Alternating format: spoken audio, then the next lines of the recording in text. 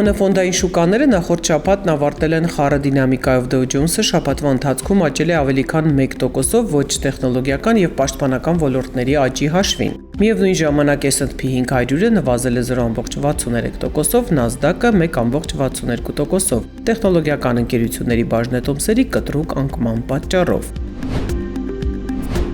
Ավելի վաղ 5 շաբթի վերաֆինանսավորման տոկոսադրույքը կրճատելու մասին ԴՊՀ որոշումից 1 օր անց Wall Street-ը կարճ ժամանակով վերականգնեց աճի տեմպը։ S&P 500 ինդեքսը հոկտեմբերից ի վեր առաջին անգամ փակվեց պատմական առավելագույն մակարդակում, վկայելով, որ շուկայում տեղի է ունենում ռոտացիա, այլ ոչ թե նահանջ։ Ներդրողները միջոցները դուրս էին բերում արհեստական բանականության եւ տեխնոլոգիական ոլորտի գերագնահատված բաժնետոմսերից եւ միջոցները տեղափոխում ֆինանսական եւ հումքային ոլորտներ։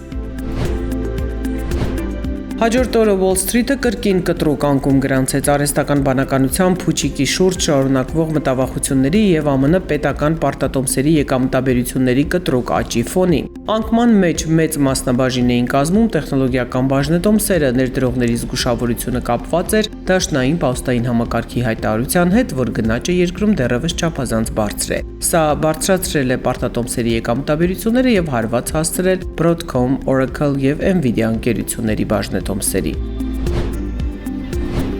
Վերաֆինանսավորման տոկոսադրույքի նվազեցումից հետո համաշխարհային բաժնետոմսերի ֆոնդերը գրանցել են ամենամեծ շաբաթական ներհոսքը վերջին 5 շաբաթների ընթացքում, ապահովելով 12.9 միլիարդ դոլարի ներհոսք։ Դրամական ֆոնդերից արտահոսք է գրանցվել, պարտատոմսային ֆոնդերը գրանցել են կայուն ներհոսք 34-րդ շաբաթն անընդմեջ, իսկ ոսկու ֆոնդերի նկատմամբ բարձր պահանջարկ է գրանցվել 5-րդ շաբաթն անընդմեջ, ինչը ցույց է տալիս, որ ներդրողները շարունակում են մնալ ակտիվ, սակայն զգուշավոր։ Անցած ուրբաթ Rivian ընկերության բաժնետոմսերը գրեթե 18%-ով թանկացել են այն բանից հետո, երբ վերլուծաբանները դրական են գնահատել էլեկտրական ավտոմեքենաներ արտադրող ընկերության որոշումը հրաժարվել Nvidia-ի չիպերից, մշակել սեփական ինքնավար վարորդական չիպերը եւ ընդլայնել արհեստական բանականության կիրառումը։ Ընկերության հաջորդ սերնդի R2 մոդելները, որոնք սպասվում են 2026 թվականին, արդեն կօգտագործեն նոր չիպերը։ 5 շաբթի Oracle ընկերության բաժնետոմսերը նվազել են շուրջ 13%-ով այն բանից հետո, երբ ընկերությունը ներկայացրել է ոչ լավատեսական կանխատեսումներ եւ հայտարարել, որ արհեստական բանականության ենթակառուցվածքներում իր ծախսերը կտրուկ կաճեն։ Oracle-ի անկումը հանգեցրել է նաեւ Nvidia-ի բաժնետոմսերի անկմանը, վաճառքի այս ալիքը ընդգծել է շուկաներում աճող անհանգստությունը, որ արհեստական բանականության վրա կատարվող ծախսերը զգալիորեն գերազանցում են ընկերությունների իրական ֆինանսական եկամուտները։ 5 շաբթի ոսկու գինը հասել է ամսվա առավելագույն մակարդակին, վերաֆինանսավորման տոկոսադրույքը նվազեցնելը թուլացրել է դոլարը եւ խթանել թանկարժեք մետաղների նկատմամբ պահանջարկը։ Ոսկին թանկացել է 1.2%-ով, հասնելով մոտ 4280 դոլարի 1 ունցիայի դիմաց։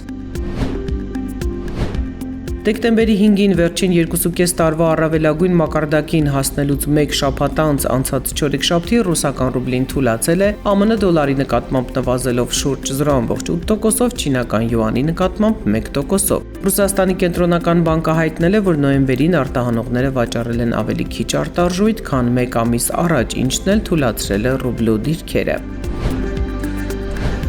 Առնվազն 10 միլիարդ դոլար կապիտալիզացիայով ընկերություններից նախորդ շաբաթ ամենամեծ աճը գրանցել է արբանյակային կապի եւ հեռարձակման լուծումներ մատուցող EchoStar Corporation-ը։ Ընկերության բաժնետոմսերը մեկ շաբաթում աճել են 30.9%-ով։ Հաջորդը իրական ժամանակում տվյալների հոսքերի մշակման հարթակ առաջարկող Confluent-ն է 29.8% աճով։ Եռյակը եզրափակում է հրթիռների արտադրությամբ եւ արձակմամբ զբաղվող Rocket Lab Corporation-ը 25.3% աճով։ Անցած շաբաթ ամենամեծ կորուստը գրանցած խոշոր կապիտալիզացիայով ընկերությունների եռյակը բացում է բարձր արագության տվյալների փոխանցման կիսահաղորդչային լուծումներ մշակող Credo Technology ընկերությունը, որի բաժնետոմսերը մեկ շաբաթում նվազել են 18.2%-ով։ Հաջորդը փոքր մոդուլային ատոմային ռեակտորների նախագծմամբ զբաղվող Oklo ընկերությունն է 16.4% անկումով։ Եռյակը եզրափակում է տվյալների կենտրոնների էներգետիկ եւ սառեցման ենթակառուցվածքներ մատակարարող Vertiv Holdings-ը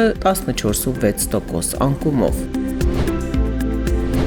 Դեկտեմբերի 10-ին ԱՄՆ դաշնային պաուստային համակարգը վերաֆինանսավորման տոկոսադրույքը նվազեցրել է 0.25%-ային կետով, կատարելով այս տարվա արդեն երրորդ նվազեցումը։ Դաշնային պաուստային համակարգի նախագահ Ջերոմ Փաուելը միաժամանակ հայտարարել է, որ հետագայում համակարգը կթուլացնի նվազեցումների տեմպը։ Այս պահի կանխատեսումներով հնարավոր է ընդամենը մեկ նվազեցում 2026 թվականին եւ եւս մեկը 2027-ին, քանի որ գնաճը դեռևս մնում է բարձր։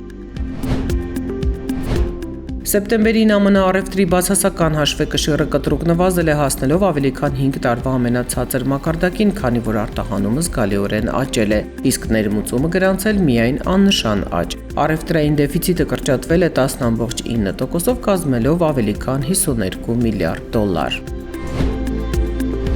2025 թվականի դեկտեմբերի 15-ին Հայաստանի արժեթղթերի շուկայում տեղաբաշխվել է 5 միլիարդ դրամի պետական պարտատոմս, որոնք մարվելու են 2026 թվականի հոկտեմբերի 5-ին։ Հրապարակային աճուրդը ունեցել է 4 մասնակից, որոնց կողմից ներկայացված առաջարկությունների ընդհանուր ծավալը կազմել է 15.6 միլիարդ դրամ։ Տեղաբաշխված պետական պարտատոմսերի միջին կշռված գինը կազմել է 94.3 դրամ, եկամտաբերությունը 7.3%։